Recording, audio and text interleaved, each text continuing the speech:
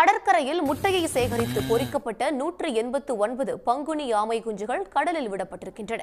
இது பற்றிய கூடுதல் தகவல்களை செய்தியாளர் ராஜாஜிடம் கேட்கலாம். ராஜாஜி, கூடுதல் தகவல்கள்.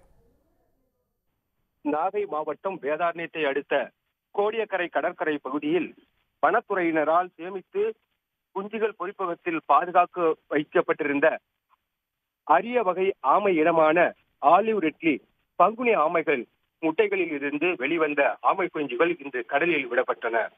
அழிந்து வரும் ஆமை இனங்களில் ஒன்றான ஆலிவ் ரெட்லி ஆமைகள் ஆண்டுதோறும் ஜனவரி முதல் மார்ச் மாதம் வரை வேதாரண்யம் கடற்கரை பகுதிகளுக்கு வந்து கடற்கரைகளில் குழி தோண்டி முட்டையிட்டு செல்வது வழக்கம். இந்த அரிய வகை ஆலிவ் ரெட்லி ஆமைகள் பிறந்து கடற்கரை பகுதிக்கு 25 ஆண்டுகள் கழித்து பருவமடைந்த பின் இங்கு வந்து முட்டையிட்டு செல்வது வழக்கமாகும். இந்த ஆமைகளின் ஆயுட்காலம் 300 ஆண்டுகள்.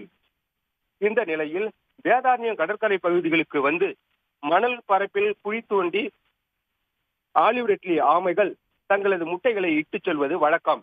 இதனை விலங்கு ஆர்வலர்கள் சமூக விரோதிகளிடம் இருந்து பாதுகாத்து அதனை முட்டை பொறிப்பகத்தில் வைத்து முட்டைகளை சேகரித்து பாதுகாத்து வருகின்றனர்.